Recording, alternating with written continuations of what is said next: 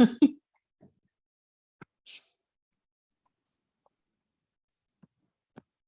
right, welcome everyone to the meeting for the Community Advisory Council for September 12th, 2022. We're going to just wait for participants to join in.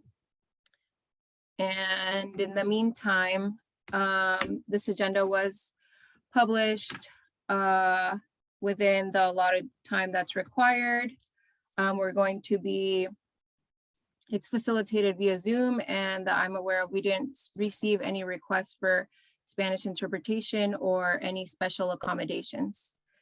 And with that, I just want to announce that our chair Zelig is not here, so I'll be facilitating this meeting, and hopefully I could do it as good as he does. So we will start with roll call, and I will call out the names of my colleagues. Councilmember Bailey. Present. Councilmember Estrada. Councilmember Flores. Present. Councilmember Pearl. Present. Councilmember Pemberton. Present. Councilmember Rose. Present. Councilmember Solomon. Present. I'm Vice Chair Barrera, and Chair Zelig is absent. Next, we'll move on to the approval. Oh, first, I'd like to ask if there are any comments related to the agenda, and if everyone's okay with the order that it is written in, or if there's any changes that any of the council members have. I see heads shaking, so we will move on to the approval of the minutes for the August 1st, 2022 meeting. And did everyone get a chance to look at the minutes? And if you don't have any changes, we'll need a motion to approve. So moved. Thank you. And a second. Second. Okay, we have a motion by Councilmember Pemberton and second by Councilmember Pearl. And then I'll go ahead and take roll again or call the vote. Councilmember Bailey. Abstain. Councilmember Estrada is absent. Councilmember Flores. Abstain. Councilmember Pearl. Aye. Member Pemberton. Aye. Councilmember Rose. Aye. Councilmember Sullivan. Aye. And I vote aye. Thank you. Next, we will move on to item 2. Oh, sorry. Melanie, I think I did that wrong. Was I supposed to take public comment before the vote? You were. Sorry, members of the public. I haven't done this in a while. So we just voted on the minutes, but if any of you have comments on the minutes that were published with the agenda packet, please raise your hand now. Okay, I'm not seeing any hands raised. So for the next item, I will do it correctly. Sorry about that. Now we're going to move on to item 2. And this is correspondence items. So I just want to say we have received communications from members of the public related to the settlement between IOLERO and the Sheriff's Office, and regarding Measure P, and then correspondence related to David Chavez and that shooting. And we do have 2 items on the agenda to discuss these topics, but we just wanted to let you know we have received communications from members of the public regarding that.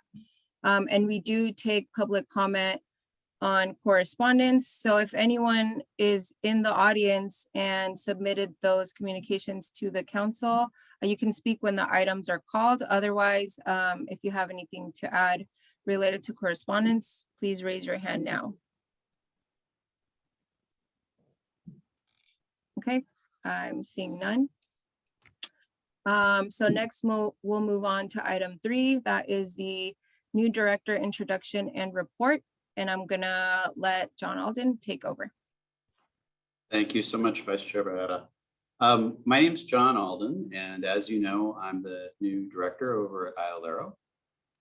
I'll say a few words about myself and I'm sure members of the CAC might have a couple questions for me, and I'll tell you a little bit about what I've done here just in this first week that I've been in the office. I got my start in this field coming through law. I was a lawyer first. And it happens one of my first jobs as a lawyer was actually working for the Sonoma County District Attorney's Office way back in the 90s. It was my very first real true job out of law school. And I was grateful to have that chance. I was a prosecutor for a good while and then did some employment law and some other kinds of civil law for a while. And then about 13, 14 years ago, I had a chance to come on board at the San Francisco Police Department working for a reform-minded chief who needed a lawyer to help with internal affairs cases. She was trying to clean up the department and really change the culture from the inside. And I was just absolutely taken with that kind of police oversight work. It really was a fantastic fit for me. I enjoyed the opportunity, even though the work was very hard a lot of the time. I ended up spending about 10 years in the San Francisco oversight system. I also worked for the Department of Police Accountability there, which is very similar to IOLERO. It's a civilian-led oversight system for the police department. For a while, I worked for the San Francisco District Attorney's Office, where I was leading a unit that prosecuted police officers, specifically designed just to do that, in cases where officers were alleged to have used excessive force, like in officer-involved shootings.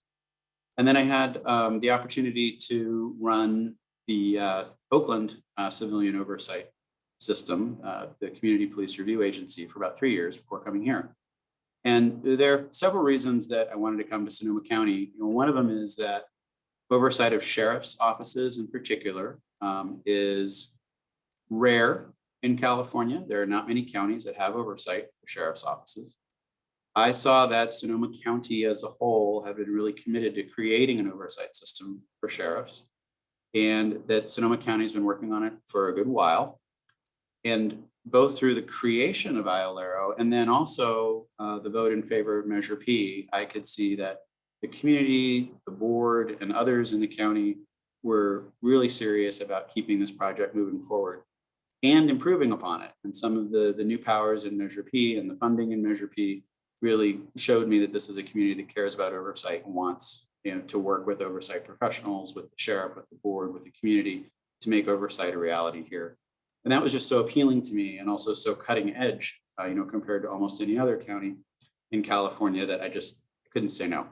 So I feel, really fortunate and lucky that the community-based panel that interviewed me and also the subject matter expert panel that interviewed me passed me on to the Board of Supervisors. I'm very thankful to the board for picking me for this position. And I was really excited to start last week on Tuesday. So I'm only here in the job for a week so far. I think this is technically day 5. And we've gotten off to a strong start in that I have to say the staff made a really great impression on me last week. I think the county is in good hands with the folks who are already at IOLERO. And I also was really pleased that the timing was such that we happened to be able to go to NACOL, the National Association for Civilian Oversight of Law Enforcement, this week for some training.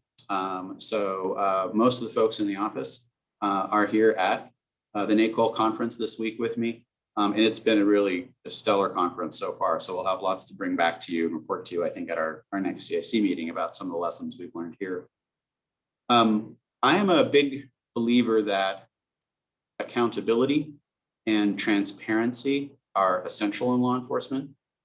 I've had opportunity to work with some law enforcement officers and leaders who really cared about accountability and transparency and saw that those are both essential in building trust with the community.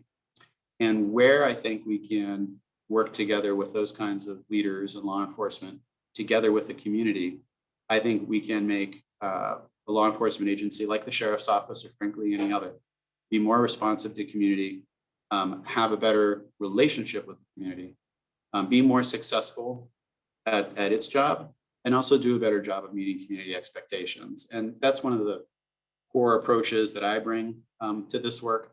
I'll tell you candidly too, I unfortunately have had the opportunity to work on a few occasions and meet some officers who really did not exemplify those values.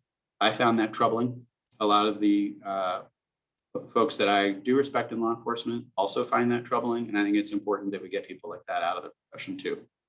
So I try to come to this work with a fair and impartial perspective. I am hopeful that working together with you at the CAC and also with the Sheriff's Office and with the board, that we're going to be able to accomplish even greater strides in accountability and transparency here in Sonoma County. And I also think for me, a big part of that work is to get to know the community better. And to that end, the first place for me to start is really here with the CAC. So I've had opportunity to meet just a few of you already. But for those I haven't had a chance to actually sit down and chat with, I do plan to do that over the next month. So if you get a call from me or Melanie, looking for some of your time, that's why I'd like to get to know each of you a little bit better and learn from you how we can better reach out to the community as part of this work. And for other people who are on this meeting, who are members of the public and watching and learning, I'm really interested in meeting you too and finding out what you have to tell me about what you think we need in Sonoma County. It's not just about me coming here and bringing some ideas. I have plenty, but I really want to hear from you and get to know this community better and understand how I can better serve this community. I see it as it's a very two-way relationship from my perspective. So I'm really looking forward to getting to know all of you better and building this project of IOLERO and the CAC together. So thanks for having me. Thank you for that introduction, John. Now, if any of the members of the council have any comments or questions for John, now would be the time. Go ahead and speak. Go ahead, Nancy. Did you want to? I just wanted to say welcome, and I'm really happy that you're here. And I'm sure that my welcome is shared by the others who are both on this panel and from the community as well. We're really looking forward to working with you. So thanks for being here. Of course, thank you for having me. I just want to echo. Can I speak, Lorena? Do you need to call on me? Yeah, you can go ahead. Thank you. I want to make sure I follow the norms. I want to piggyback on what Nancy said. We're happy to have you here. Nancy and I had the pleasure of serving on the community interview panel. And so I think that that was a very thorough process. I think that Nancy and I participated in, as well as community mentor Jim Duffy. And so we're just glad to have you here. And it's a lot of work waiting for you. So we're just ready to pick up where now that we have a new director where we left off. And, just excited for what's to come. Thank you. Else? I'll just add that I'm looking forward to meeting you when you're not in a meeting. Oh, wait. Okay. I've hardly seen him. He's been so busy in lots of meetings and on phone calls, so waiting to meet him. Okay, so and from my end, John, we're really glad that you're here. There's a lot going on with IOLERO, and we're excited that you're a part of the team. So thank you for that introduction. And now I'm going to open up this item for public comment. And because I didn't mention it earlier, public comment is anyone who is a part of the public are free to address the CAC. The public comment should fall under the subject matter jurisdiction of the CAC. And it is time limited. So we will be giving each person 3 minutes to speak. So if anyone from the public has any comments or questions on this item, please raise your hand now and we will call on you to speak for 3 minutes. And I see a hand from Susan Lamont. And let me just start my timer. Okay, Susan, whenever you're ready. Thank you. I wanted to bring the name of Kathleen Finnegan into the room, the Zoom room. Kathleen has worked besides me and other activists for most of the past 9 years. I've been working on this for 9 years. She's close to that amount. And she died just over a week ago.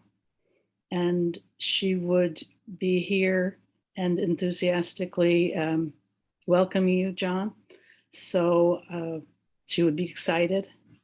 So I wanted to speak on her behalf and also on mine, that I'm looking forward to this, that this, your appointment seems to be considerable progress over the last truly abominable appointment.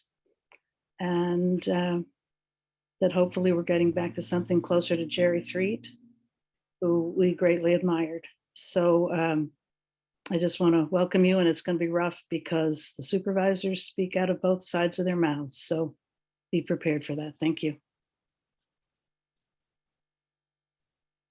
Thank you, Susan. And I'm not seeing any other hands up. So let me just stop my timer. Think we're losing your audio. Hey, you're real quiet. Sorry, can you all hear me now? Okay, I just needed to get closer to my screen. Okay, I didn't see any other hands up. Thank you, Susan, for that comment. I just forgot to mention really quick, Brandon Cutting is no longer serving as our liaison with the Sheriff's Department, but we do have Sean Jones, and I see that he's here. So Sean, I don't know if you want to just quickly introduce yourself to the community so that they know who you are, and then we can also meet you as well. Hi, Lorena, thank you. Yeah, Sean Jones here. I too am new to my assignment like John. I'm in my third week working in the Professional Standards Bureau. I'm a lieutenant with the Sheriff's Office. I did 2 years in internal affairs investigations. So I'm familiar with the process and those reports being sent to IOLERO and interacting somewhat with IOLERO, but I look forward to the new assignment and meeting John and working with the CAC and figuring out what my role is being the liaison with the CAC and IOLERO. Thank you. Thank you, Sean. Welcome. We're glad to have you. Okay, so now we are going to move on to item number 4, which is the discussion of operational agreement between IOLERO and the Sheriff's Office. And so if y'all took a look at your agenda packet, we received the agreement that currently exists between IOLERO and Sonoma County Sheriff's Office. And to accompany that, we also have a draft letter. Oh, sorry, that's a separate thing. Well, we have the agreement, and I believe that the idea was to discuss the item and then decide if there's anything we want to do to move forward in regards to this agreement, and what we want to do with the Board of Supervisors. So I'd like to open it up to the council members regarding this item. And if you have comments or questions or ideas on what we need to do on our end regarding this agreement.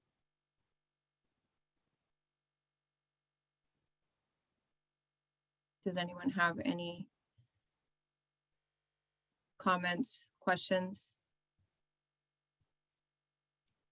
I was kind of hoping to get someone, maybe Nancy, or I didn't realize Evan was going to be not on here, but it would be nice to kind of go over this a little bit. Maybe if someone could summarize it or, speak to it. I don't know if this is exactly what we had been discussing prior or not, but it would be. My it might be nice understanding to. that it is that version that we have been discussing, that we basically think that it doesn't go with the intention of what Measure P had and what was approved by the voters.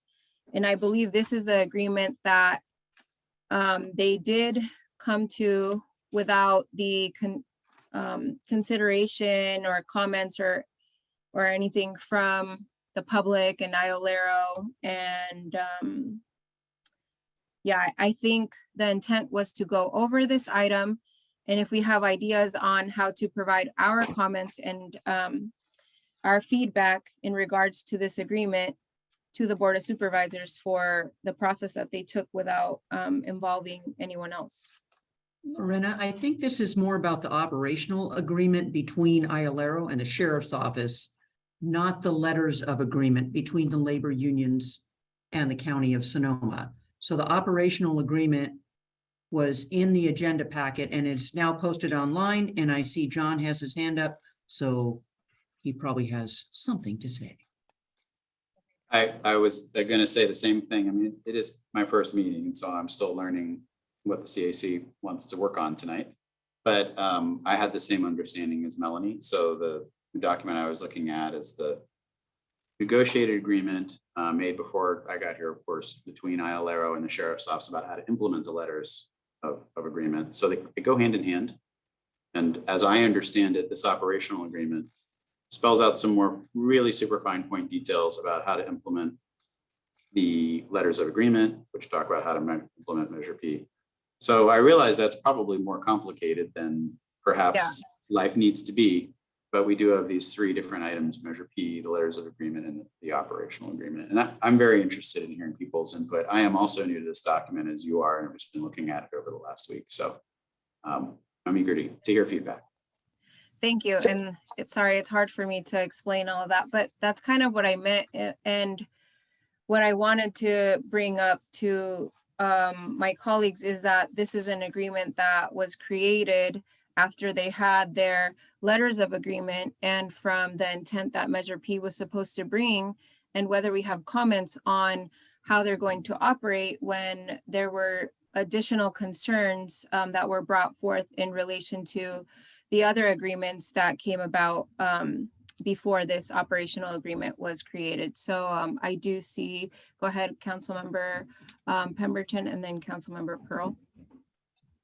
So it seems that the operational agreement, I think you're right, Lorena, that it does sort of, it mirrors the letters in that it does not have any provision for IOLERO conducting an independent investigation in fatal shootings at the same time as as we believed Measure P provided, which was an independent investigation that would not wait until the sheriff's investigation was done. It doesn't make any provisions for the investigation process for whistleblower complaints. And, I don't know, I haven't looked, for example, at the previous operational agreement. I would like to see what differences there are that might reflect some recognition that Measure P was actually passed by the voters. So far, I don't see anything that actually seems to do that, but I haven't done that comparison.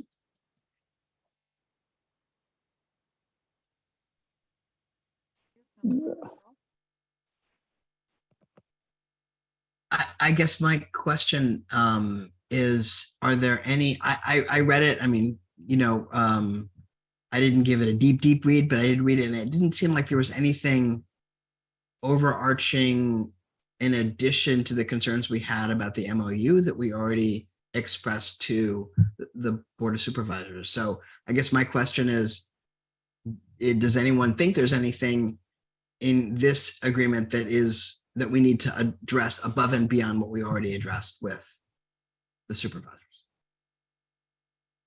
I think, like Councilmember Pemberton mentioned, the whistleblower section, and I assume that there would be something in relation to a procedure for that listed on here. And I mentioned, I believe in our July meeting, that there was kind of an idea of having a process for that. And I think it's an important one because it would really involve IOLERO and kind of exclude the sheriff's department in a way of like conducting an investigation when there is a whistleblower complaint filed. And I had this kind of idea in mind from when I researched it and brought this up before it was added to Measure P. So there's nothing in here related to that. And I think that would be something that's really important. And I don't know how it would need to be added. And yeah, I'm not sure what else is missing, but I think the idea was for all of us to kind of brainstorm if there's anything we should do to bring this to the attention of the Board of Supervisors, to add things or or change things if we have that ability to do so. I'm sorry. Go ahead. Sorry, I'm on my iPad, and so I'm having trouble maneuvering my all of the the little pieces. I just wanted to say, to me, it's interesting that this is an agreement not signed by the Board of Supervisors as the letters of agreement were, or by the county, but by the interim director and the sheriff. And it troubles me that it got signed by an interim director, and essentially binding John's hands before he had a chance to come on. I can't remember the sequence of events, whether we already knew that you were coming on or not yet, John, but it is troubling since we knew that there was going to be a new director and that it was in the works. So I think that I'm not sure whether the Board of Supervisors can do anything about that at this point, but I think it is a concern that we ought to let the public know that we share. Or at least that I do. I don't know if the rest of you do. And I won't speak for you all. I just have a question for Melanie. In regards to the, when the letters of agreement and all of that was being discussed, was it something that the Board of Supervisors initiated? Like do you know if we had some suggestions or changes on this, would they be the right body to approach in regards to that? And if not, can we do some research on it and maybe bring this back at the next meeting? But before that, go ahead and speak, and Well, then John has his hand up. Historically, I would say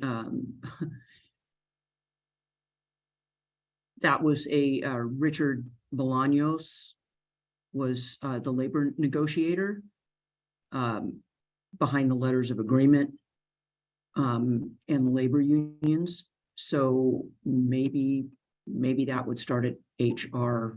I'm not sure.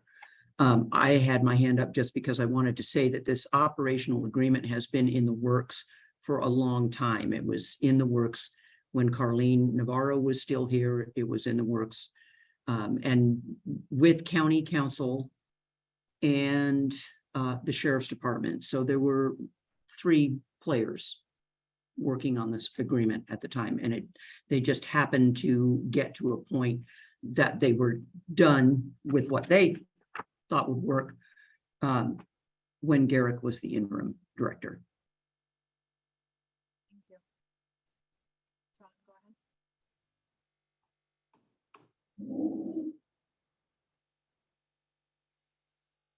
ahead. John, did you still want to add to that? Yes, sorry, I didn't hear you.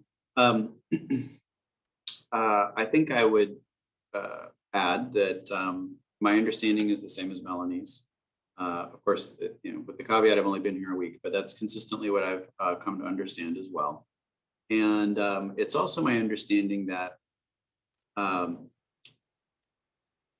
these 3 documents we talked about, you might call them nested, right? Or they have an order of operations. So Measure P is ultimately, as you all know better than me, right? A voter approved measure, right? And then there is a set of letters of agreement, which I am definitely hearing loud and clear from many people have not met public expectation in certain ways.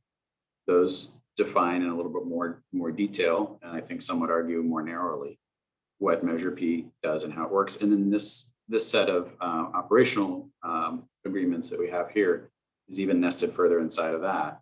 And so I think for those who are concerned about the letters of agreement not matching expectations as to what Measure P would allow IOLERO to do, I think that's then where one would direct one's attention to the letters of agreement. Because I'm not aware, from what I've been advised so far, that there's a way for IOLERO to expand its powers beyond those letters of agreement through this operational agreement. This is the document that helps us understand how to implement the letters, for better or for worse. And I know that this body has already expressed some strong direction about how they think the letters, how you think the letters of agreement should be changed. And in that regard, this operational agreement is not going to allow us to get to the issues that people have expressed concern about in the letters of agreement. So It also is the case, as I understand this operational agreement, that this could be at any time renegotiated between the director of IOLERO. So for now, that would be me, and the sheriff. And of course, we know, the sheriff is about to change. So I think if we ever had changes to the letters of agreement, which is not the agenda topic today, but if we did, then absolutely that would be, I think, an opportunity to change the operational agreement that we have here. And then in addition to that, if there's some, other feedback separate from that CAC would like to provide to me about how you might see this operational agreement working differently, that'd be useful to me, because as I get to know IOLERO and what's working and what's not, get to know the staff, see some cases move through, get to develop more practical understanding of how this operational agreement maybe is or isn't working. It would be really useful for me to have more feedback about how it could be improved. So that's my understanding of how we could change the operational agreement. That could be changed just between the director and the sheriff, but the letters of agreement would have to be changed at the county level with fresh negotiations, and that's obviously a much more complicated task. Apologies if this is material you already know, but as I am learning, I want to make sure I'm conveying to you what I understand, so we're all on the same. There's like so much that even I'm getting a little bit confused. So I really thank you for that explanation. Tom, did you still want to add something? I thought I saw your hand raised. No? No. Okay, so with that, if no other members of the council have any comments, we're going to open this up for public comment. So if any members of the public have any comments related to the operational agreement between IOLERO and the sheriff's office, please raise your hand now, and then we will give you 3 minutes to speak. We're going to go ahead and start with Jim Duffy. All right, Jim. Howdy, this is Jim Duffy. I am down the street from Melanie, Tom, and John, and I'm told while I'm here, I'm supposed to say howdy.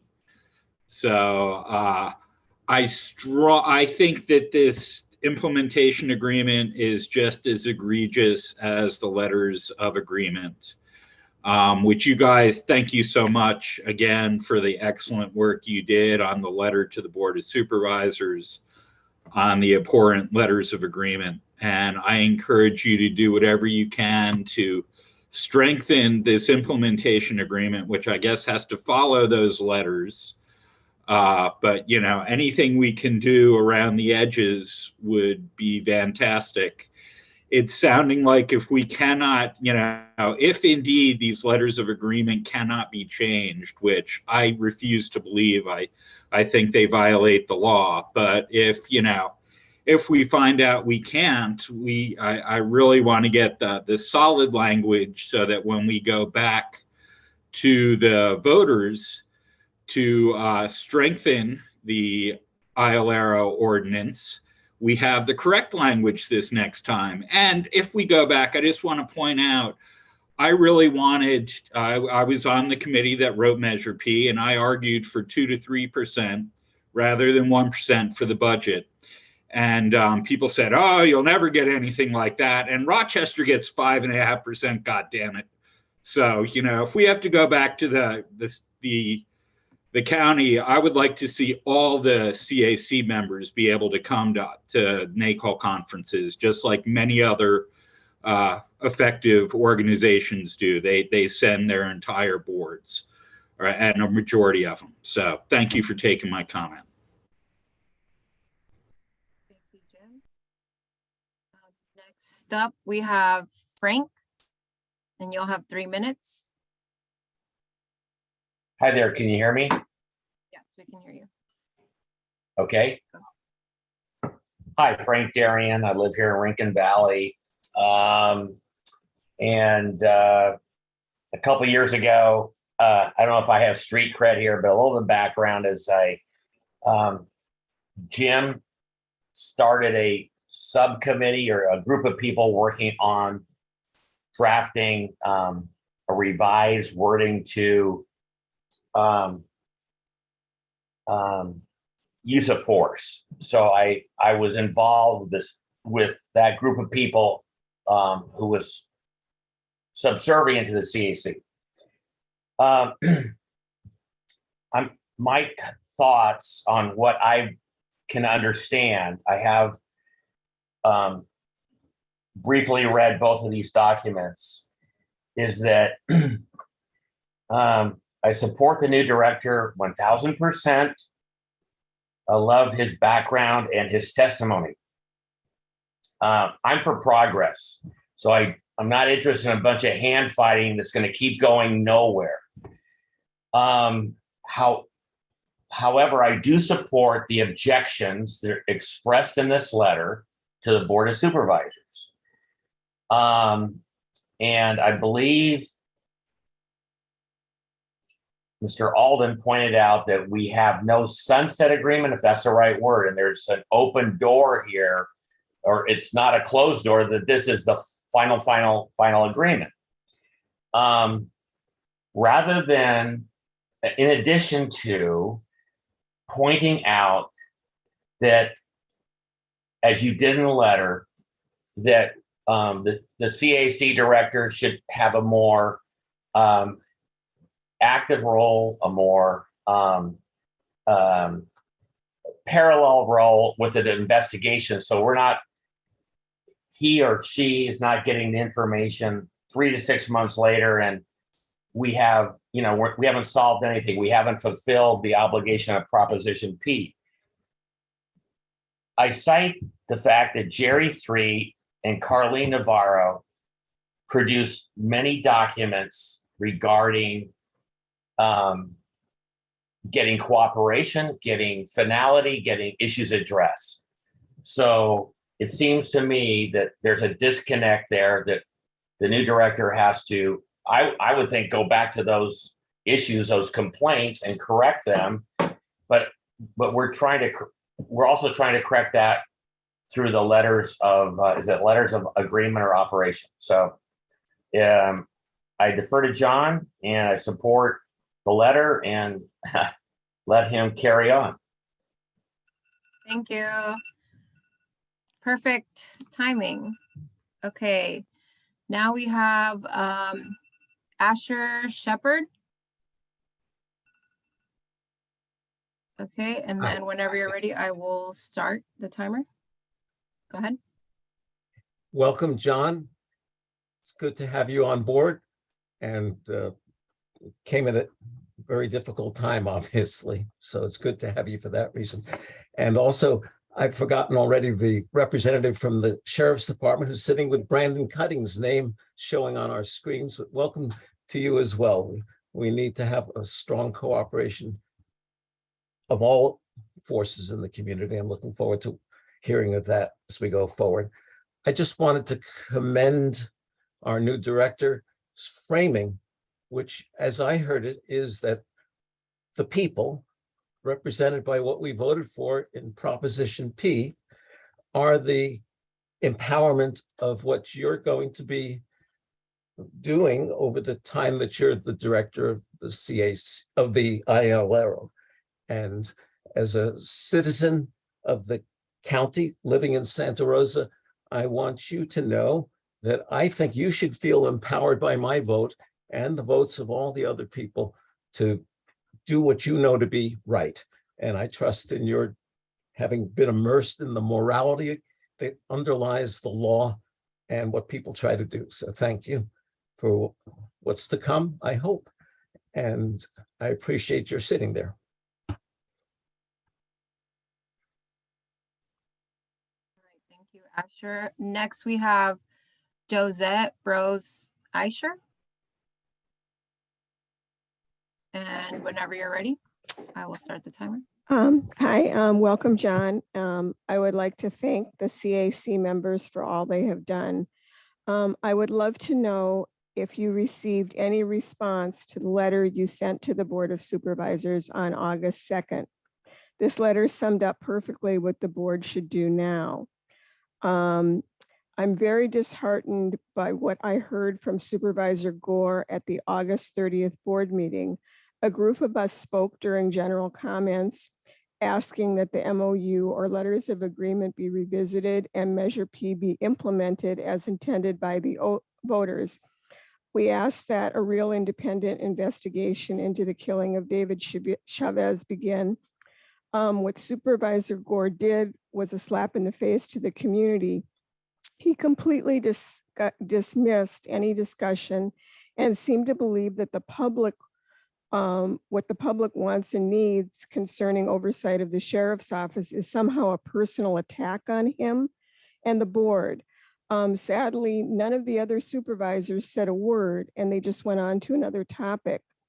I've sent a letter to my supervisor, Susan Gorin, and copied the rest of the board expressing my dissatisfaction with Gore's little speech. What I'm seeing from the board is a lack of listening to us or respect for us, all of us who voted for Measure P. And I get a sinking feeling that they really don't care who dies next at the hands of the sheriff's deputies. And so I'm wondering also if any of you have listened to this last board meeting, because I find it really disheartening, and I'm hoping that we can get beyond this and really make some progress. Thank you very much.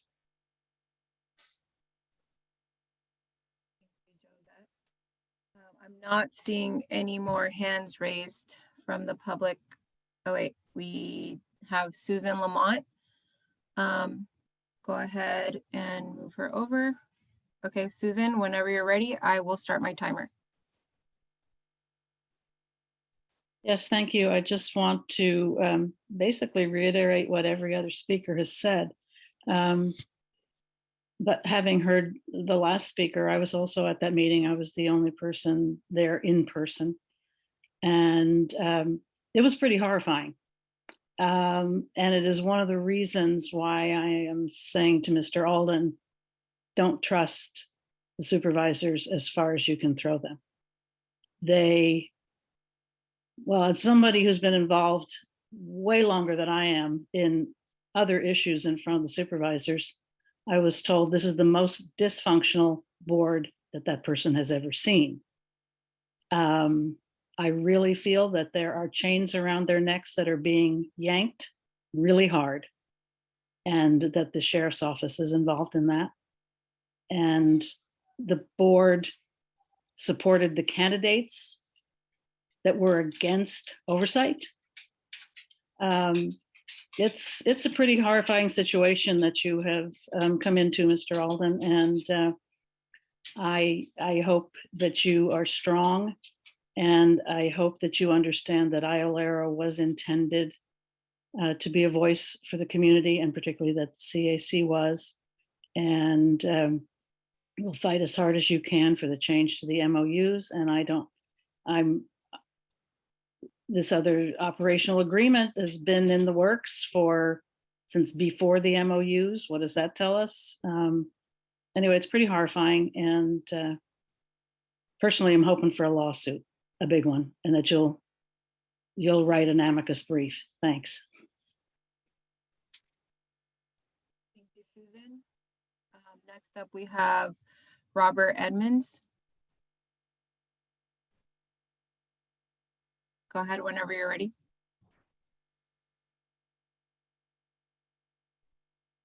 Robert, can you hear us? Oh, You unmuted and then muted yourself again. Try unmuted yourself one more time. Robert, if you can hear us, please try unmuting yourself again. how about now? There you go. Oh, Okay, go sorry ahead. about I'll that. start the 3 minutes. My phone is broken. Sorry about that. So I just wanted to welcome Director Alden and say hello to all you counselors who are doing such a great job. And thank you all. And I wanted to go a little bit into the history of the formation of IOLERO and the CAC, and sort of how the Board of Supervisors has done their best to inhibit any sort of real independence or authority by making claims for what they say are impossible tasks, right? Because the law has all these protections for police, some of which have changed now. But when we were doing the police accountability subcommittee of CAE, all of the members except for Mark Essex, to my best of my recollection, were asking for subpoena power, any sort of method that we could use within the law to gain investigative authority. And that was shot down by county council and by board of supervisors. So even though they formed CAE and allowed that subcommittee to get started, which ultimately resulted in IOLERO, they've sort of been talking out of both sides of their face from the very beginning. The other thing that I think is really interesting and important for Mr. Alden is that there was always this sort of understanding that a body like this or an office like IOLERO could never have any teeth, right? Because of the police officers' Bill of Rights and all of the other protections that are enshrined for police, to keep anybody from reviewing what they've actually done and looking at the records and all those things. And so the board said that really the power of IOLERO is as a political voice of the people, right? Because the IOLERO director can review these records, review these cases. And again, they've always said it can only ever be review, right? Which we know is not actually the case now. But they always encouraged that during the reports that would come forward to the board, that the director would wield that political power to sort of reverse things that the director viewed as illegal or unsavory or whatever politically terrible thing was happening.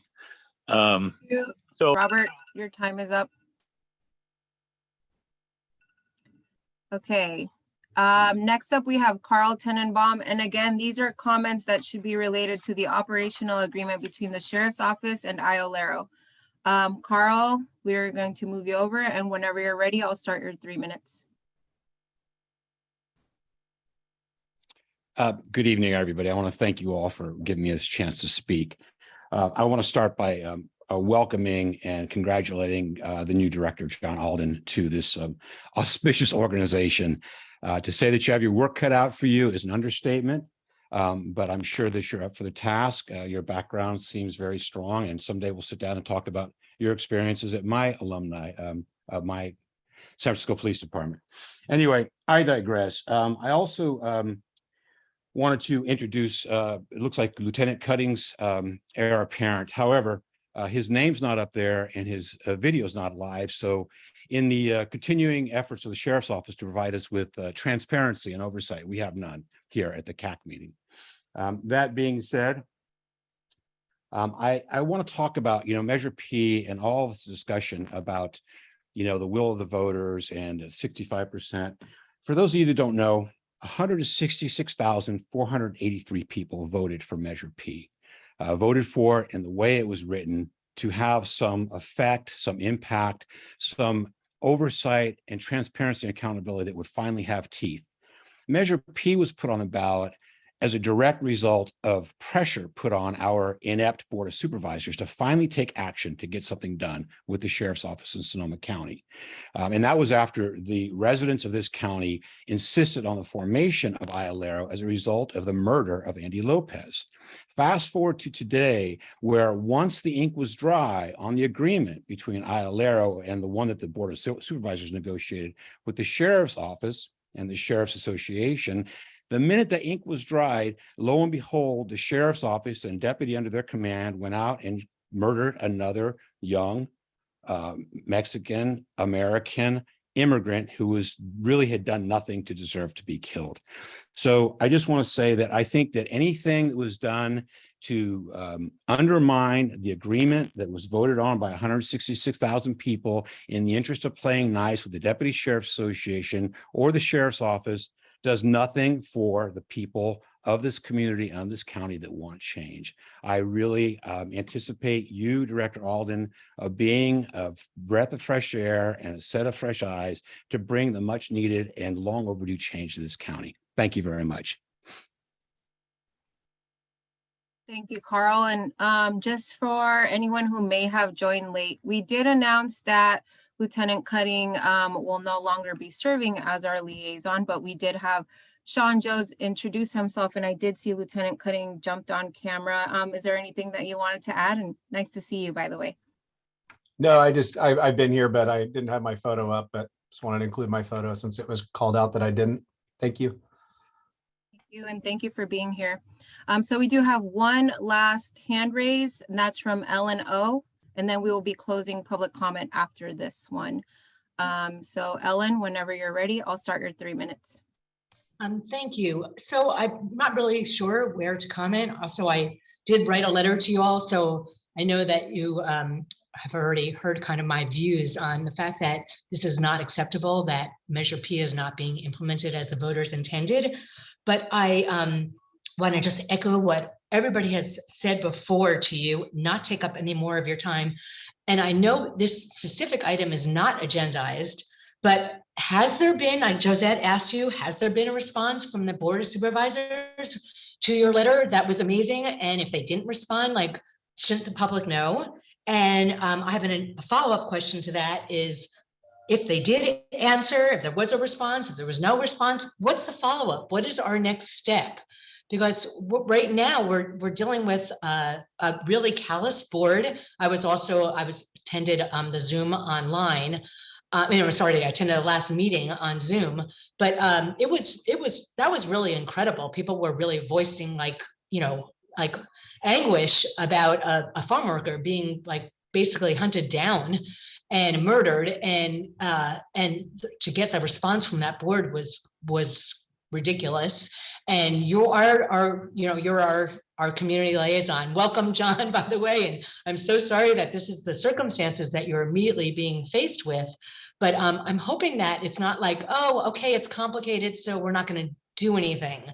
Like, I would love to hear, like, what are you guys doing? What can we do? What can happen here? Because this is not an okay state of being. Thank you. Thank you, Ellen. We will look into all of the comments that were brought up. And now we're going to bring this back to the council. Are there any final comments or suggestions or anything on moving forward with this item? Councilmember Pearl?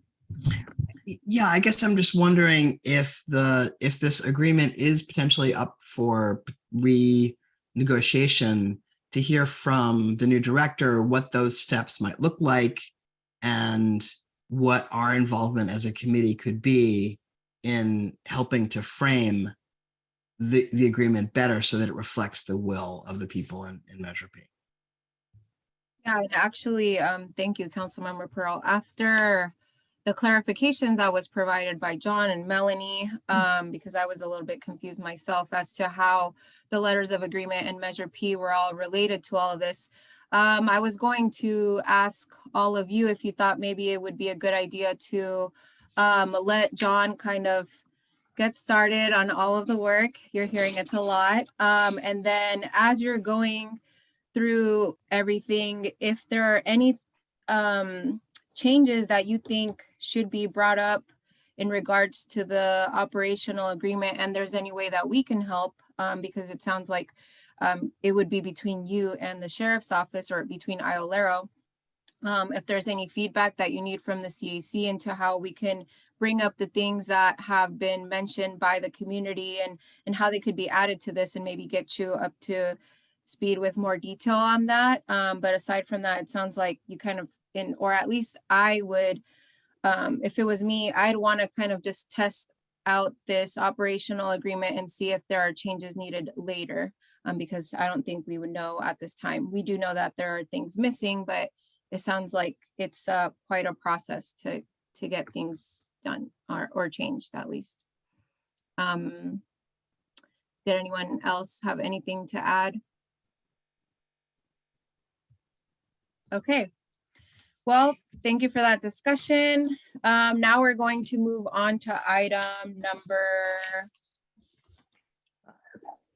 5, which is the request for the Attorney General investigation into the Sheriff's Office shooting of David Chavez, and we will have our discussion first.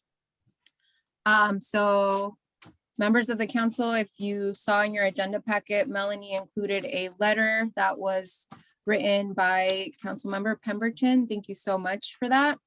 And this is a letter that we would like to send over to the Attorney General's office to conduct an investigation on the use of deadly force against David Chavez by the Sonoma County Sheriffs. And Nancy, did you want to go over that in detail?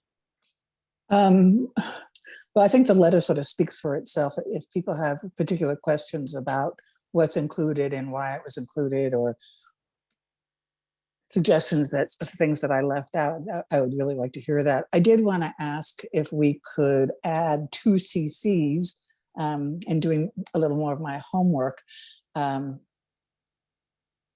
No, that's not it. There were 2, hold on one second, I opened the wrong text. But there were 2 people with the Attorney General's office. One is the Special Assistant Attorney General, and the other is the Chief of the Division of Law Enforcement. And it seemed to me that they're probably the 2 people who actually, particularly the Chief of the Division of Law Enforcement, is probably the person who really is directly responsible for the decision not to undertake an investigation of this incident. So. And I guess one thing I would, and John, maybe you can clarify this. It seems to me that the investigations that would be done, assuming that they were being done by IOLERO and the AG, that they actually are not directed at the same issue, and that is that the AG's investigation is looking into whether there were criminal violations, much like the Santa Rosa Police Department's investigation. And an IOLERO investigation would be more along what the sheriff is going to be doing administratively, that is looking at violations of procedures and policies. Is that correct? That's exactly right. And Pemberton, if you don't mind me taking a minute, I think talking about that issue just a little bit to make sure we're all on the same page is useful at this stage. So in any case in which there's an officer involved shooting, naturally, I think all of us share an investment in making sure that a criminal investigation is done that's thorough and independent and thoughtful, and that it's done promptly, but also well. And without question, in California, there are really ultimately only 2 different agencies that can make a decision about that criminal investigation, meaning would the officer be charged with a crime? And that would be either the local district attorney here in Sonoma County or the Attorney General's office. And normally that investigation is done by a police department, maybe working in coordination with some other law enforcement agencies. And that's exactly what the Santa Rosa Police Department is doing. And so for us at IOLERO or at any other civilian oversight agency, it is, of course, a part of our interest to make sure that criminal investigation, like I said, is done well and thoroughly and independently. And so we wouldn't want to be doing that ourselves or to be in the way of it. But we absolutely would want to see every scrap of information generated in that investigation, and relatively promptly is the ideal. So yes, I think you're exactly right. There is a criminal investigation. It will always be a very different investigation aimed at different goals than IOLERO's case. And so this request you have before you to ask the AG to take a look at the case really is only about the criminal part of the case, which will never be something that IOLERO is directly doing itself.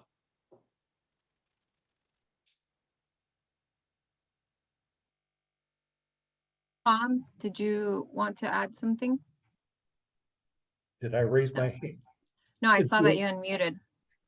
Oh, I just wonder about timing. The Santa Rosa Police Department has done so much, and I guess we're waiting now for the autopsy, which I understand that they then look at when the bullets went in and work backwards. Is it still apropos to send something to the DOJ or the Attorney General Or would they just be duplicating what's already done? Or are we suggesting that after Santa Rosa is done, instead of sending it to the district attorney, they send it to the AG? Yeah. Can I answer that? Yes, please. I mean, Santa Rosa may well be doing what they're doing, and they may be doing a fine job, but we have no idea. What we do know is that when Andy Lopez was killed, that the Santa Rosa Police Department did a terrible job, that they came in with a very biased attitude. AB 1506 was passed by the state legislature in great part to address the problems that arose out in the Andy Lopez case and in numerous cases throughout the state of California. And the idea is not so much whether you're duplicating or not, it's to ensure the public that there is transparency and accountability. And presumably, the Attorney General's office is going to be more independent than the Santa Rosa Police Department, which has, you know, mutual agreements with the Sheriff's Department. They work together. You know, individual officers may work together. Certainly the departments work together, management works together. And we need to be reassuring our public that an independent and unbiased and transparent investigation is going to be done. And that's why I drafted the letter. It's not that I don't know what Santa Rosa is doing. I don't know whether they're doing an unbiased investigation, but I know in the past they haven't. And I know that AB 1506 was passed specifically to address these kinds of issues that are before us here. Mm-hmm. You and I have spoken about this. I agree fully that last time was not wonderful. And I believe there was a huge time lag, and we spoke at our last meeting. It's supposed to be cut down to 45 days now. But I understood the AG, before they looked at the tape or anything, turned down their involvement. Are we trying to get them to change their mind and come in now? Is that? I am. I mean, I think that we should. It doesn't hurt to have another, you know, another set of eyes looking at this. I would like a review by an independent agency of what the Santa Rosa Police Department have done. Look at the interviews, the recorded interviews that they've undertaken, and make sure that it was done, that a thorough investigation was done. And frankly, between, you know, the DA's office here and the Santa Rosa Police Department, I don't have that confidence. And that may be untoward, but the way that you can gain that confidence is to have an independent investigation and see how they come out. See whether they come out to, you know, the same or not. Yeah, just to add to that, I mean, I think it's our understanding from the SRPD that the AG office didn't have the body-worn camera footage to review at that point. So they were just going off of, you know, basically reports, like written reports and descriptions of events, which, you know, once you watch even the initial video that was released by the sheriff's office, it's not consistent with what was described to have happened that day. So to me, that alone is basis for the AG to review it again.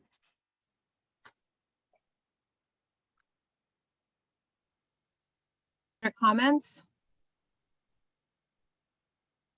With that, we're going to go ahead and open this up for public comment. Again, we're giving everyone 3 minutes, and this is for public comment on the draft letter to the Attorney General regarding the use of force on David Chavez by the Sheriff's Office. We'll go ahead and start with Jim Duffy. Whenever you're ready, I'll start your 3 minutes. Howdy again. It's Jim Duffy, normally from Runner Park, currently from Fort Worth. I beg you all to support Councilmember Pemberton's letter and sending that letter out. As Councilmember Solomon pointed out, the AG's office made their decision based on reports that came out from Sonoma County Sheriff's Office and SRPD, which are completely inconsistent with the video that has been released and has been well covered in the Press Democrat. And David's family deserves an independent investigation that they can count on for his death. Thank you for taking my comments. Next up, we have Ellen O. Thank you for giving me another forum. So I just want to let you know that I'm part of the police accountability task force of the North Bay Organizing Project. Just a group of volunteers who are interested in this and actually regrouped for this issue. Right away, a bunch of people from the group did reach out to AG, because I mean, even apparently the full video even said AG is going to be coming because unarmed, but they immediately came out and said something before the video came out, and the AG was like, oh, no, the guy was armed. And but then when the video came out, I emailed the AG and a couple other people, reconnected with them, and they doubled down. I even got a letter basically saying, no, we've determined that we're not going to do an investigation. So I just wanted to give you that information. Ellen. Next up, we have Susan Lamont. And again, if anyone would like to speak on this item, please raise your hand now so we can call on you after Susan speaks. Susan, whenever you're ready. Thank you. Yes, I'm assuming that Ellen's probably right, that this is not going to go anywhere. It's unlikely that a governmental body, I haven't seen it happen very often, where they will say, oh, we made a mistake. Not likely to happen, but I still think that the letter should be sent. When my friends, Marnie and Chris Roth, when their son was killed by Rohnert Park public safety officers, County of Sonoma did the autopsy. They went to court to ask that they have an independent person in the room to observe the autopsy, not to take part in it. That was denied by the court, but the court said, we want the entire thing filmed and we don't want a single minute missing. What was the result from our ever honest Sonoma County Sheriff's Office? Every minute was missing. Oops, there was somehow a glitch. So there is no reason to trust what happens in terms of an investigation in this county. And therefore, anything we can do to take it out of this county should be tried. Thank you. Next up, we have Alcina Horstman.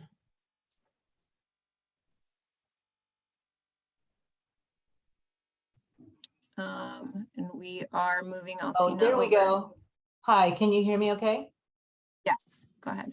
Hi, thank you so much. I would like to just echo the calls for sending out the letter.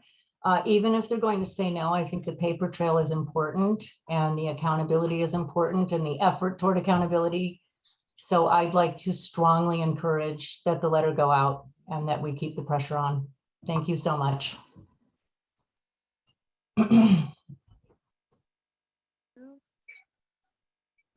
Next up, we have Josette Brose Eicher. Yes, I too would like to echo that, even though it sounds almost hopeless that you should send a letter out to the AG, I think that the more community pressure is put on and the more we try, the better it is. But I'm beginning to sense sort of a hopelessness here after hearing the last speaker from North Bay Organizing state that the Attorney General really is not interested, but please do send a letter. Thanks so much. Thank you. Next up, we have Megan F. Gordon. Hi, everybody. I just want you to know that we have these leaders that always represent for us during these meetings, and they are certainly doing a good job, Jim and Susan and Josette. And a lot of us are paying attention to this. Measure P was passed so much because so many people care, but we don't all know what to say. And a lot of people are on the call. I wish I knew how many people were on the call, actually. I wish that was more public, but I encourage you to send the letter also. Thank you. That's all. Thank you. Next up, we have Carl Tenenbaum. Hi, thank you for having me on again. Carl Tenenbaum from Sebastopol. I just want to echo what all the other callers are saying, and that's to send this letter, regardless of how futile it may seem. We have to keep our voices long and loud, and we must let all the law enforcement agencies know that, due to the long history of unchecked behavior, that we have to just keep looking at outside resources. We know the collegiality that exists between law enforcement. As a career law enforcement officer, I always know that when we got into trouble, we hoped against hope that we would get one of our internal affairs investigators as opposed to civilian oversight, because we knew that they were more objective, more thorough, just like we never wanted anything to go to the AG's office if we knew an officer was in trouble, if there was misconduct. That's the way the cops think. That's the way the sheriff's offices function, with impunity. And we need to get this letter out to let the state AG know that there's a problem in Sonoma County. Thank you. Thank you, Carl. And that was our last public comment. And just so everyone knows, we have 24 people from the public at this meeting right now. So with that being the last public comment, we're bringing this back to the council for final discussions and a possible motion. Does anyone else have any final comments on this letter? Go ahead, Nathan. I was just looking at the CC list on this. I was wondering if we should add the Sonoma County District Attorney's Office on there as well.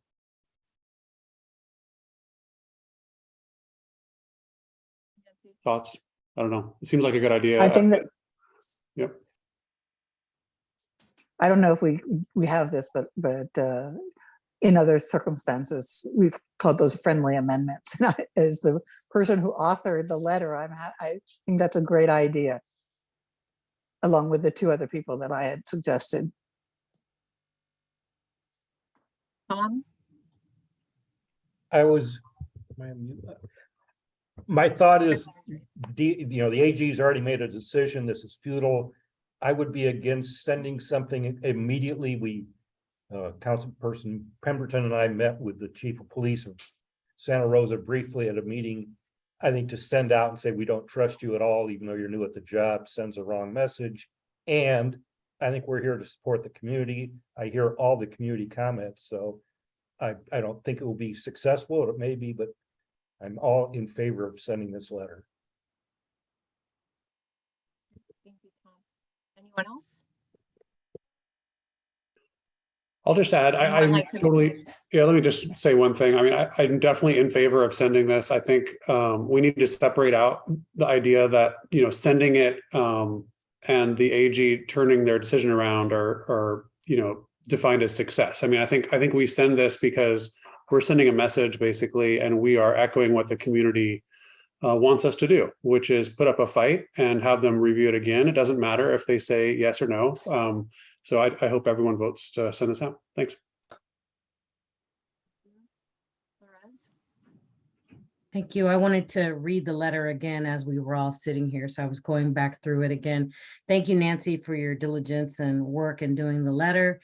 I don't think you do it on the basis of what the effect will be. I think you do it because it's the right thing to do. And we are not in control of how anybody receives what we do, but we have to do what we do as the people that feel like this work is important. So I support sending the letter and knowing that we're not in control of the end result, but yet it's the right thing. And so thank you for that work. Thank you, Laura. Go ahead, Marcy. Thank you. I'd like to echo everyone else as well and say I too am in favor of this letter. And we are the body of the people and to hold that voice and just like Ms. Bailey said, you know, we hope that something will happen and come of it, but you know, it is our role and our due diligence as members who are placed here in this body. So so thank you, Nancy. And everyone Happy, else. happy to do it. And with that, if there are no more comments, would anyone like to make a motion to approve this letter with the additions of the CC and to be sent to the Attorney General's office? So moved. Thank you. Second.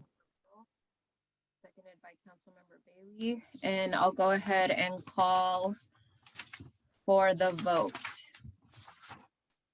Councilmember Bailey, Aye. Councilmember Estrada is absent. Councilmember Flores, Aye. Councilmember Pearl, Aye. Councilmember Pemberton, Aye. Councilmember Rose, I, Councilmember Solomon. Aye. I'm also in support of this. Thank you, Nancy. And Chair Zelig is absent. I thought for a second about voting no, but No, all that work, and this is just, you important. know, just to mix Who did things the up a motion little. to approve? Who, Lorena, who did the It motion? was Councilmember Pearl, Pearl. then seconded by Councilmember Bailey. Okay, thank you. Okay, now we're moving on to item number 6, the ad hoc reports, and we'll start with community engagement. We do not have any updates. Extremism in policing.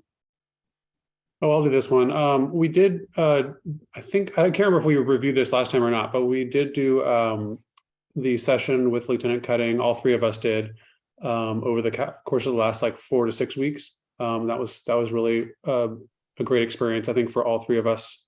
And we do have some kind of loose ends to tie up with Lieutenant Cutting, just in terms of communication and some of the organizations he was working with. And we've been in discussions with him on that and hope to do that soon. And then that's about it for now. And then we will look forward to working with Mr. Jones. Thank you. Policy recommendation review and update. given Tom? the seriousness of what's gone before, I almost hesitate to say anything, but very quickly, just a couple items.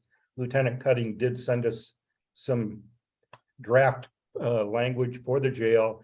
We looked at it, we've had several conversations and have decided we'd like to schedule this later to get input from everybody. There are things, do we want to, if they use an acronym, then don't, then use the acronym. Do we want to spell check it a little bit and, you know, nitpick it? Or is that just ridiculous? If we try to move on, do we look at things like out of cell activity, which right now their provisions are 3 hours and 45 minutes a week has to be out of the cell for the tightest group. By law, that has to be at least 3 hours. Do we want to ask what happens if there's someone needs 15 minutes to go, if there's a lockdown? We want to move that in the policy. We could also get into if the law changes, which it's looked so that it's going to be, you have to be out of your cell for 4 hours per day instead of 3 hours per week. Do we get involved in that? Would we want to look at any of the stuff, go out to any of the rehab or the jail advocacy, go out to any of the people who have relatives in jail or something and say, here are some of the policies we're looking at. Here's some ideas. What do you think? And we thought we'd rather go back to the whole committee and say, what do you think we should do, and hear from the folks who call in. There's a lot of things on the jail, a lot of issues raise up. What would be the most efficient for us? And we were going to ask Lieutenant Cutting if he could let our ad hoc committee meet with the policy writing committee of the sheriff's office. And while I call his name, I know before I came here, I believe there were some meetings that were not extremely friendly to Lieutenant Cutting. And I just want to thank him for everything he's done since I've been here. We will miss you, sir. And to Lieutenant Jones, we hope we get your picture up so Mr. Tannenbaum can't make comments anymore. I believe everything's been very transparent as far as I've been with the sheriff's office. and I support Mr. Tannenbaum a lot, but Lieutenant Cutting, I just want to thank you for everything. That's it. And just to add to that, so the members of the public are aware, we will be discussing inviting someone to speak from the committee that worked on the updated jail policy, so that we can get a presentation, and also so the public can be a part of that process and understanding what was changed and added and so forth, and then maybe get some direction for our ad hoc specifically on what we would review in addition to what Tom just spoke on. And aside from that, those are our reports. So we do have public comment on the agenda. If anyone from the public has comments specifically for the ad hoc reports, please raise your hand now. I'm not seeing any hands raised, so we will move on to, oh, go ahead, Nancy. I'm sorry, I just, in terms of community engagement, I just wanted to mention this, that on October 1st, there's a harvest festival at Bear Farms, and we could sponsor a table there. And so I just wanted to throw it out there. I would be willing to participate in that if somebody else wanted to do it with me. But I think it would be a great opportunity for us to get our face out there. And I know it's just been so hard with COVID, but now that things are starting to open up, it just gave me, I just wanted to mention that that was a possibility coming up. Thank you. Because we'd have to, we'd have to pay for the sponsorship and get it going soon before next meeting. I think the deadline for, at least for sponsorships, was September. Melanie, you're getting kind of cut off. Maybe if you could turn off your video. Breaking up on us.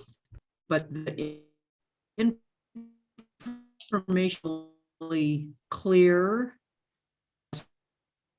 to internet is unstable. Anyway, I'm not sure if the vendor tables or like outreach tables, if they had the same deadline as sponsorships, or if those were even the same thing.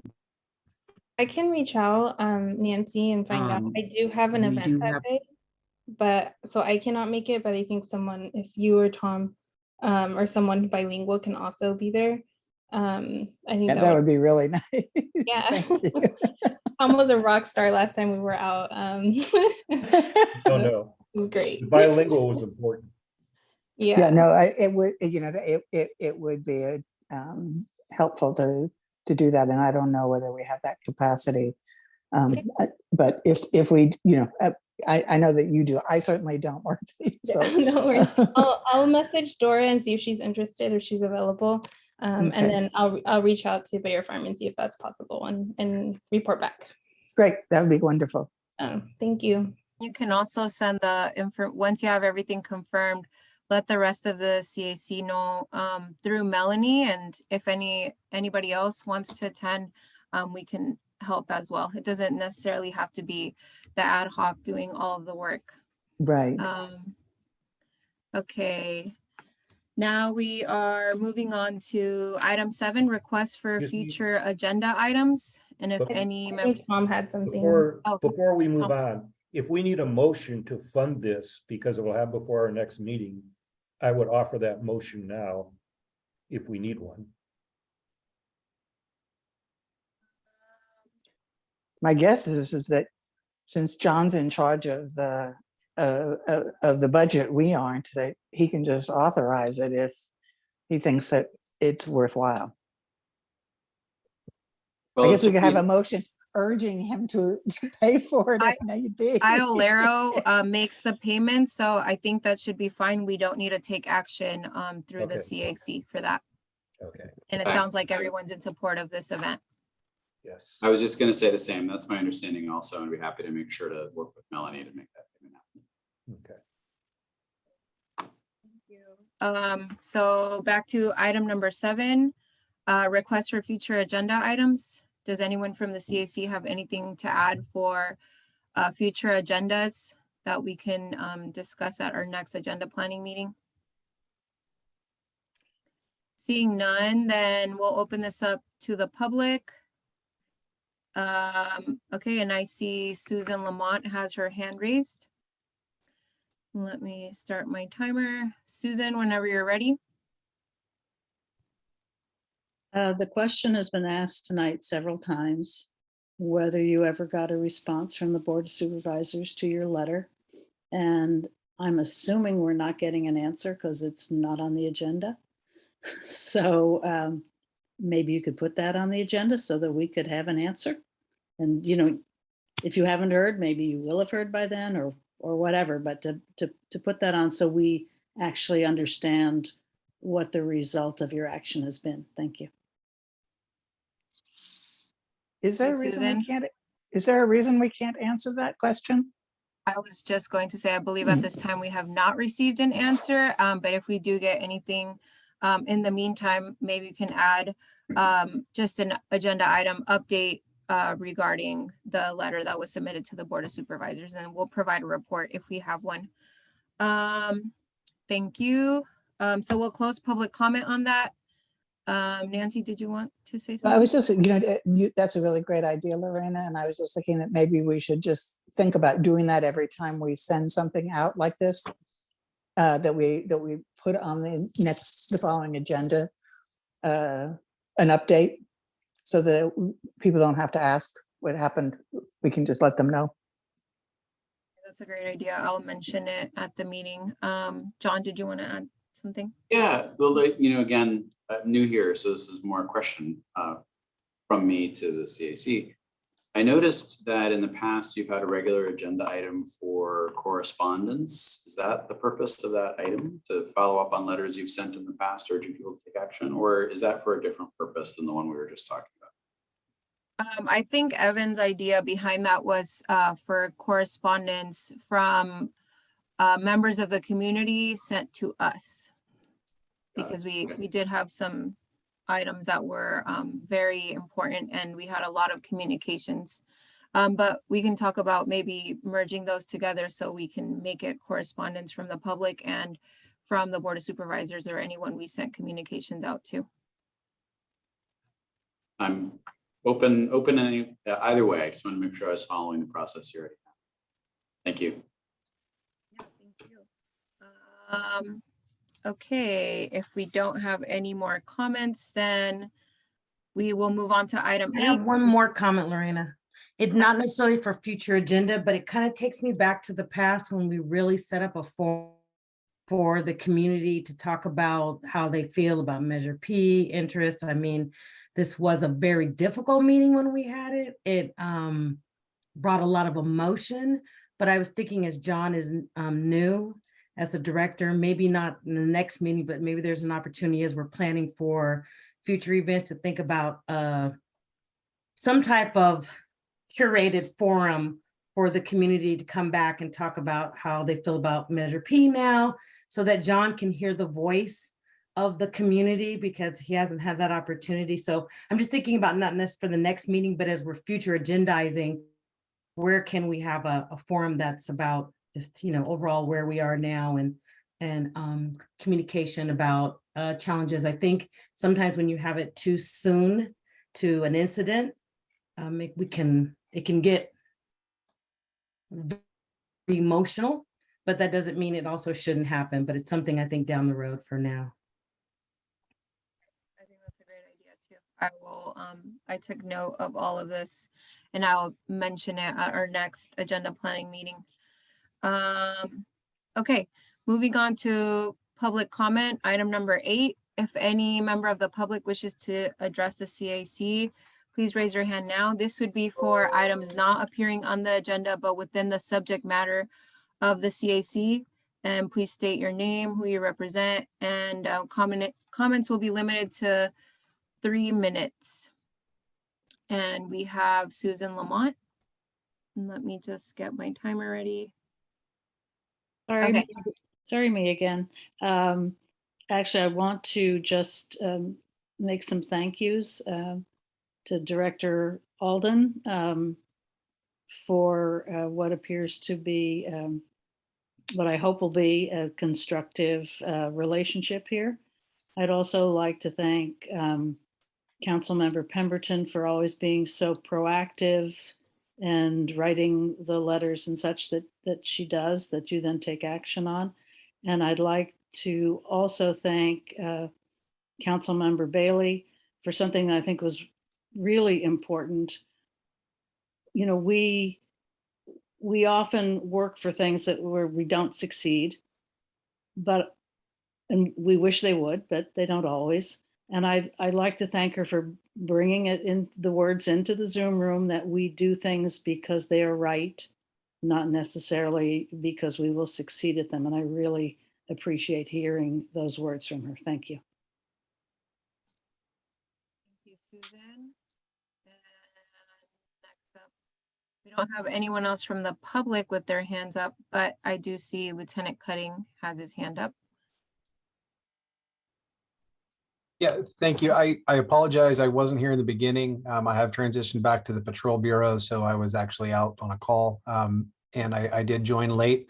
But I do want to tell all of you thank you personally for having worked with me. I've been in this role for more than 2 years, and while I assume you guys have learned from me, I have learned from each of you as well. The ad hoc committees and the one-on-one sessions through either the simulator or just meeting in the office have been eye-opening for me to get your perspectives. I think that you each have a unique knowledge and experience, and you bring it to the sheriff's office, and we do value that. And the time I've been with this unit, I have been able to take your words back to both policies and the administration, and it has been very well received. So I thank you guys for your time. You guys have all given a great deal and continue to. And so I just wanted to say thank you. And I've appreciated learning from each of you. And I know you'll get a lot out of Sean as well, and he will enjoy learning from you as I have. Thank you. Lieutenant Cutting, we're going to miss you. Go ahead, Councilmember Bailey. I was just going to add to that, Lieutenant Cutting, you know, very often we hear from people that they really want to sometimes see this relationship be adversarial. It makes them feel like the work is really happening sometimes when they see that tension and pull. But what I can say in the time that I've been in the CAC, it has been a very productive relationship, and you have given us perspective when we try to go somewhere. Maybe we're going someplace that's not maybe not even understanding policies, and you've always been really good about helping us cite, but also very receptive to what we have. And I think that in these last 2 years, we have made some policy changes and some great recommendations. And you've given us perspective on what's not likely, what's likely, what's possible, but it's been a very good relationship, and I feel very productive. A lot of good work has happened. So I just want to thank you for your time also.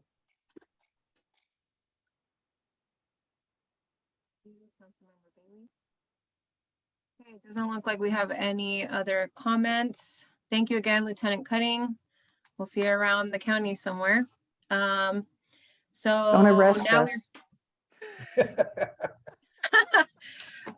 now we're moving on to item 9. We're going to adjourn this meeting, and just so everyone has it on their calendars, the next meeting will be held October 3rd at 6 p.m. Via Zoom.